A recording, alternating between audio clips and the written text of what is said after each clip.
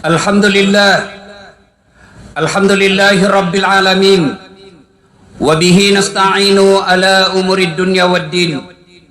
Ashhadu an la ilaha illallah wa ashhadu anna Muhammadan abduhu wa rasuluh. Allahumma salli ala sayyidina Muhammad wa ala alihi wa sahbihi ajma'in. Amma ba'd. Faqad qala Allah subhanahu wa ta'ala fi kitabil karim. Bismillahirrahmanirrahim. Ya ayyuhalladzina amanu taqullaha haqqa tuqatih wa la tamutunna illa wa antum muslimun. Sidang jamaah salat Jumat yang insya Allah dimuliakan dan dirahmati oleh Allah subhanahu wa ta'ala. Dalam kitab dijelaskan, di padang mahsyar kelak ketika seluruh manusia dikumpulkan dari Adam sampai kiamat. Bayangkan, sejak Adam sampai kiamat berapa triliun manusia berkumpul di satu tempat, dan pada saat itu hampir seluruh manusia gelisah. Kenapa mereka gelisah? Karena mereka ingin status hukumnya masuk surga atau neraka, sementara pengadilan belum juga dimulai. Samalah kalau kita dinyatakan tersangka sama polisi, kan kita mau cepat diadili. Adili saya, kalau saya salah berapa tahun vonisnya, kalau tidak salah adili lalu lepaskan dari sangkaan itu. Demikian juga di padang mahsyar, hampir seluruh manusia gelisah, saya ini masuk surga atau masuk neraka, sementara pengadilan belum juga dimulai. Dalam keadaan gelisah itu, datanglah sekelompok manusia menghadap kepada Nabi Adam. Ya Adam, engkau adalah bapak kami semua, tolong menghadap kepada Allah, berdoa supaya segera dibuka pengadilan. Mendengar ini Nabi Adam geleng kepala. Saya malu ketemu Allah hari ini. Kenapa? Saya pernah makan barang haram sekali waktu saya hidup. Di mana mau kusimpan mukaku? Adam alaihi salam sekali makan barang haram, malu ketemu Allah di akhirat kelak. Gimana mereka yang pegawai negeri, sejak masuk pegawai negeri nyogok, seluruh gaji-gajinya sampai pensiun haram di sisi Allah. Seumur-umurnya makan barang haram, di mana mau kau simpan mukamu nanti di akhirat? Lalu Nabi Adam berkata, silakan kau datang kepada Nabi Ibrahim alaihissalam, minta kepada Ibrahim alaihissalam. Datang lagi sekelompok manusia ini. Ya Ibrahim, engkau adalah kakek para nabi, tolong menghadap kepada Allah, berdoa supaya segera dibuka pengadilan. Mendengar ini Nabi Ibrahim pun geleng kepala. Mas susah, masih ritoka iya. Saya juga malu ketemu Allah hari ini. Kenapa? Saya pernah bohong sekali waktu saya hidup. Di mana mau kusimpan mukaku hari ini? Ibrahim alaihissalam sekali bohong, malu ketemu Allah di akhirat kelak. Gimana anggota DPR yang tiada hari tanpa bohong? Gimana para politisi ketika kampanye pilkada, pilgub, pilpres, banyak janjinya, setelah terpilih tidak pernah dilaksanakan janjimu? Di mana kau nanti di akhirat? Dicari kau nanti dengan Allah. Mana ini pembohong semua? Ibrahim alaihissalam sekali bohong, malu ketemu Allah. Gimana kita yang politisi tidak hari tanpa bohong? Lalu Ibrahim alaihissalam berkata, coba kau datang kepada Nabi Nuh alaihissalam, minta berdoa. Datang lagi sekelompok manusia ini menghadap kepada Nabi Nuh. Ya Nuh, engkau adalah Nabi dan Rasul, tolong menghadap kepada Allah, berdoa supaya segera dibuka pengadilan. Nabi Nuh pun berkata, susah juga, saya malu ketemu Allah hari ini. Kenapa? Saya pernah diutus menjadi nabi. Nuh alaihissalam satu saja anaknya, malu dan takut ketemu Allah. Gimana bapak-bapak? 4 anaknya tidak ada yang bangun sholat subuh. Demi Allah, yang bisa menyelamatkan kita nanti di akhirat, ketika kita sudah dikubur, bukan rumah mewah, bukan rumah dinas, bukan mobil mewah, bukan tabungan, tapi apa? Anak yang soleh dan soleha yang mendoakan kita. Suatu ketika Nabi Allah Muhammad sallallahu alaihi wasallam menuju ke satu tempat. Dalam perjalanan ke tempat itu, Nabi Allah Muhammad sallallahu alaihi wasallam beserta sahabat lalu berkata, Nabi, cepat-cepatkan langkahmu. Kenapa? Nabi melewati pemakaman. Nabi bersabda, peri-peri kok. Sahabat langkahkan kaki dengan cepat. Selesai di tujuan, Nabi sampai balik lagi dengan rute yang sama melewati kuburan. Sahabat ingin mempercepat langkahnya karena tadi disuruh cepat. Sahabat mempercepat langkahnya. Nabi berkata, tidak usah cepat-cepat, santai saja. Sahabat bertanya, ya Rasulullah, tadi waktu pergi kami disuruh cepat, sekarang tidak, ada apa? Nabi menjelaskan, andai saja kau diberi pendengaran seperti telingaku, kau dengar ini orang tadi disiksa, diazab di kuburnya, disiksa di kuburnya, saya tidak betah, kasihan saya tidak betah mendengar dia disiksa lama-lama, maka saya percepat supaya saya tidak dengar. Waktu pulang tidak lagi. Kenapa? Saya dengar berita dari Jibril, Allah perintahkan malaikat penyiksa kubur, hentikan siksaanmu. Kenapa? Tidak mungkin bapaknya kusiksa di kuburnya sementara anaknya lagi mengaji sekarang membaca Bismillahirrahmanirrahim. Baru anaknya membaca basmalah, orang tuanya sudah lepas dari azab kubur. Itu anak yang soleh. Kalau anak yang suka mabuk, anak pezina, anggota DPR tapi nipu, jadi politisi tapi koruptor, bapaknya nanti juga disiksa di kubur. Nabi Nuh lalu berkata, tolong kau datang kepada Muhammad, Nabi penghulu segala nabi. Datanglah sekelompok manusia ini menghadap kepada Nabi Muhammad. Ya Muhammad, engkau Nabi dan Rasul, tolong menghadap kepada Allah, berdoa supaya segera dibuka pengadilan. Kalau Nabi sebelumnya angkat tangan dan malu ketemu Allah, Nabi Muhammad berkata, kalau bahasa kita, tenang sampean, duduk mako, tudah mana no, duduk kok, saya menghadap kepada Allah. Hari ini Allah dengarkan doaku. Di sini berlaku salah satu mukjizat saya. Selain waktu saya hidup punya mukjizat Al-Quran, jari-jari tangan saya keluar air, kemana saya jalan dilindungi oleh awan. Hari ini berlaku mukjizatku di akhirat satunya. Apa? Allah dengarkan doaku hari ini.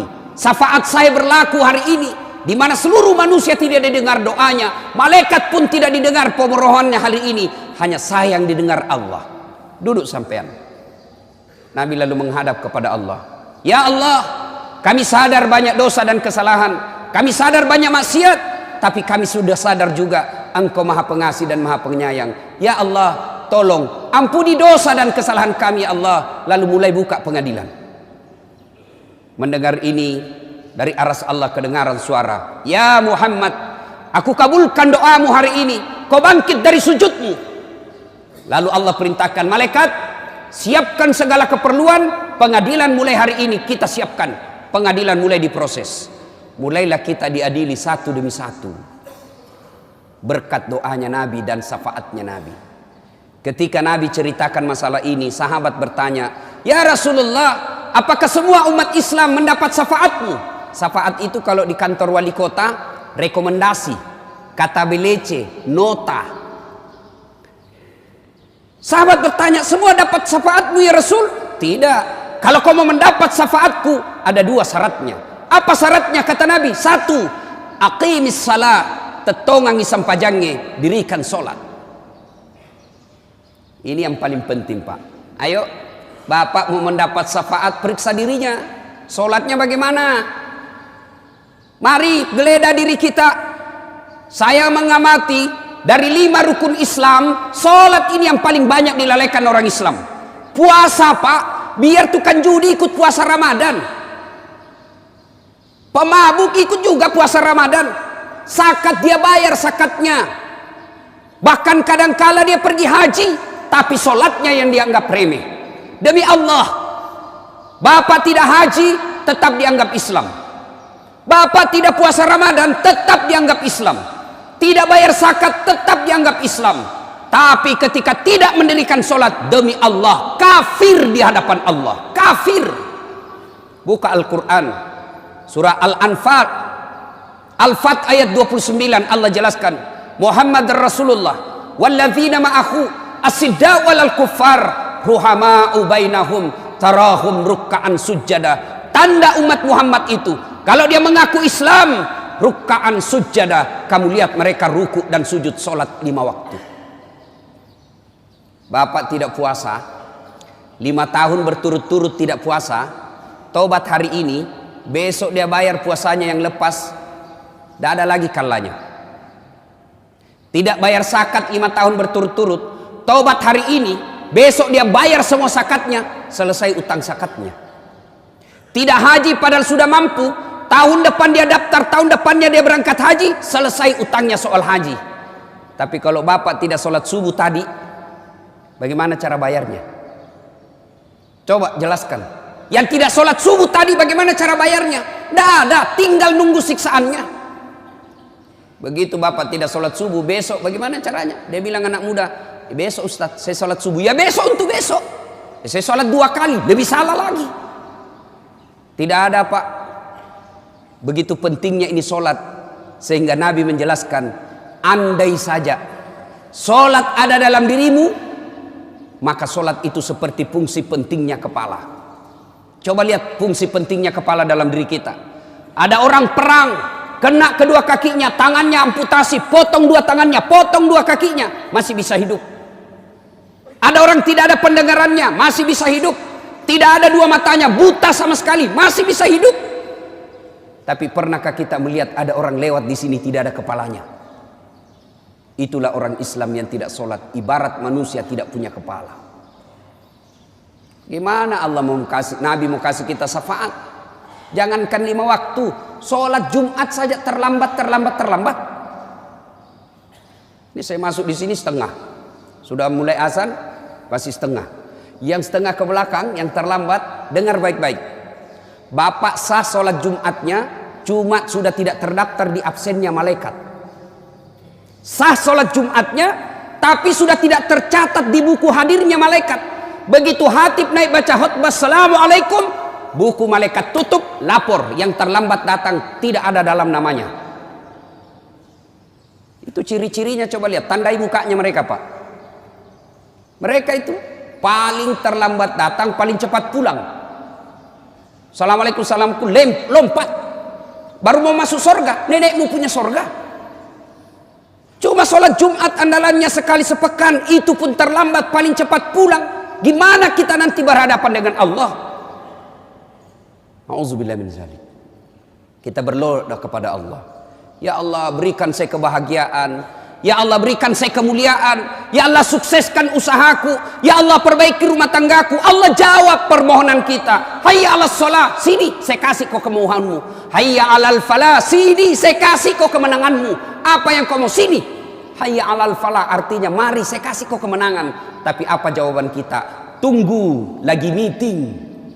Hebatnya tahu, Tuhannya suruh menunggu. Wali kota saja kalau panggil ajudan langsung lari ajudannya pak. Ajudan lari langsung pak, siapa? Biar lagi tidur langsung bangun. Lalu kenapa ketika Allah yang memanggil kita, hayya 'alas shalah, kawan kita, tunggu, lagi ada pembeli. Gimana Allah mau memperbaiki hidup kita? Sholat aja kita anggap remeh. Yang kedua, syarat mendapat syafaat menurut Rasulullah sallallahu alaihi wasallam, perbanyaklah menyebut namaku. Apa realitasnya? Apa pelaksanaannya menyebut nama Nabi? Salawat kepada Rasulullah Muhammad sallallahu alaihi wasallam. Kadang saya ditanya, Ustadz, kenapa doaku tidak dijabah Allah? Kenapa doaku tidak dijawab Allah? Salah satu sebabnya, siapa yang berdoa tidak diawali dan diakhiri dengan salawat, maka doanya tergantung antara langit dan bumi. Bapak passwordnya berdoa, kalau mau berdoa Allahumma salli ala Sayyidina Muhammad wa ali Sayyidina Muhammad, baru terbuka pintu aras doa. Ketika tidak bersalawat, tidak akan sampai doa kita. Coba perhatikan, ketika Allah merintahkan kita puasa, Allah tidak ikut menunaikan ibadah puasa. Ketika Allah perintahkan kita haji, Allah tidak ikut menunaikan ibadah haji. Ketika Allah perintahkan kita bayar zakat, Allah pun tidak ikut menunaikan ibadah zakat. Tapi ketika Allah merintahkan kita solawat, dengar baik-baik firman Allah, innallaha wa malaikatahu yusalluna ala nabi. Sesungguhnya Allah dan para malaikatnya bersalawat kepada Rasulullah Muhammad sallallahu alaihi wasallam. Maka wahai orang-orang yang beriman, yusalluna ala nabi, ya ayyuhalladzina amanu sallu alaihi wasallimu taslima. Bersalawatlah dengan garis bawahi catatannya dengan sebaik-baik salawat. Kadangkala kita salawat tidak ikhlas, kadangkala kita salawat penyebutannya tidak bagus. Muhammad SAW, apa artinya? Perbaiki salawat, karena itu bagian kecintaan kepada Nabi. Bapak saudara-saudara sekalian yang saya hormati, saya kasih contoh konkret. Kenapa doa tidak diijabah Allah? Kita bersahabat 2 orang. Anggaplah saya dengan bapak bersahabat. Ada anak saya nakal betul. Bapak lagi sakit gigi, anak saya mukul tak, ribut aja kerjanya.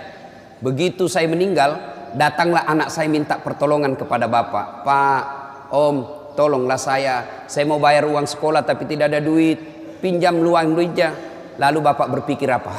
Ini anak kurang ngajar, selama ini bikin pusing kita, tidak pernah kita dikasih tenang di komplek. Datang istrinya bapak, Pak, jangan kau lihat itu anak, jangan kau lihat itu sifatnya anak. Ingat bapaknya. Siapa bapaknya? Baik itu bapaknya. Akhirnya apa? Anak ini ditolong bukan karena melihat kelakuan anaknya, tapi mengingat jasa-jasa bapaknya. Akhirnya apa? Dikabulkan keinginannya. Kalau Allah melihat dosa dan kesalahan kita, Pak, istri aja kita tipu, kita di kantor suka bohong, kita suka makan barang haram, sepertinya Allah tidak akan mendengarkan doa kita. Tapi doa sebelum kita lakukan, kita menyebut ya Nabi salam alaik, ya Rasul salam alaik, ya Habib salam alaik, salawatullah alaik. Akhirnya apa? Allah kabulkan doa kita, bukan karena melihat kita, tapi kita menyebut orang yang dicintai oleh Rasul, dicintai oleh Allah Subhanahu wa taala. Heran kalau ada orang Islam malas menyebut Nabi, padahal Nabi selalu mencintai kita sejak hidup sampai akhir hayat beliau. Masih ingat Bapak Saudara yang saya muliakan, ketika Nabi sakaratil maut, datang malaikat ingin mencabut nyawanya. Ya Muhammad, hari ini saya diperintah Allah untuk mencabut nyawamu, bagaimana menurutmu? Nabi menjawab, ya Jibril, saya tidak khawatir. Kalau hari ini saya harus dicabut nyawaku, tolong berikan saya berita gembira. Jibril menjawab, seluruh dosa-dosamu Muhammad sudah diampuni, seluruh malaikat sudah ngantri menunggu kamu, seluruh nabi dan rasul haram masuk surga sebelum engkau lebih dulu masuk ke dalam surga. Mendengar ini Nabi lalu menjawab, ya Jibril, saya tidak mencemaskan diriku, yang aku khawatirkan umatku. Bagaimana umatku sepeninggal saya nanti? Jibril lalu naik menghadap kepada Allah. Turun Jibril membawa berita, ya Muhammad, ada berita gembira dari Allah. Meskipun engkau sudah tidak di tengah-tengah umatmu, meskipun engkau sudah tidak di tengah-tengah umatmu, meskipun engkau tidak di tengah-tengah umatmu, selama umatmu masih berpegang kepada Quran dan Sunnah, aman umatmu. Nabi lalu berkata, silakan eksekusi, cabut nyawaku. Mulailah dicabut nyawanya Rasulullah, meninggalkan telapak kaki, meninggalkan betis, naik ke perut, sampai ke dada, sampai ke kerongkongan. Di bibir beliau, apakah beliau ketika mau keluar nyawanya, siapa yang disebut? Apa beliau sebut Khadijah? Apa beliau istri Aisyah? Apa beliau sebut cucunya Hasan Husain? Tidak. Siapa yang disebut? Ummati, ummati, ummati. Umat kita yang disebut Nabi. Dan di akhirat kelak dijelaskan oleh Rasulullah, ketika hari kebangkitan, manusia pertama dibangkitkan Allah di hari kebangkitan, Rasulullah Muhammad sallallahu alaihi wasallam. Naik jenazah beliau, seolah-olah bangun dari tidur dia gosok matanya. Lalu dia buka, dan begitu dia buka ada Jibril di depannya. Lalu Nabi bertanya, ya Jibril, hari apa ini Jibril? Jibril menjawab, ini hari kebangkitan seperti yang dijanjikan Allah kepadamu. Lalu Nabi menjelaskan, kalau ini hari kebangkitan, siapa yang dicari Nabi? Apa beliau cari bapaknya yang tidak pernah dilihat? Apa beliau cari ibunya yang cuma 4 tahun bersamanya? Apa beliau cari cucunya Hasan Husain yang sangat disayang? Tidak. Siapa yang dicari Nabi? Jibril, kalau ini hari kebangkitan, aina ummati? Mana umatku, mana umatku. Begitu cintanya Nabi kepada kita. Lalu apa balasan kita kepada Nabi? Kadangkala kita injak-injak sunnah Nabi, kadangkala kita bersalawat pun kepada Nabi kita sangat pelit. Sehingga pantas ketika Nabi jelaskan, sepelit-pelit umatku di antara kalian adalah yang ketika dia dengar namaku, dia tidak mau dan enggan bersalawat kepadaku. Ya ayyuhalladzina amanu sallu alaihi wasallimu taslima. Semoga ada manfaat. Lebih dan kurangnya mohon dimaafkan. Nun wal kalami masrun. Billahi fi sabilil haq. Barakallahu li wa lakum wa izaisil mu'minin. Innahu huwal ghafurur rahim.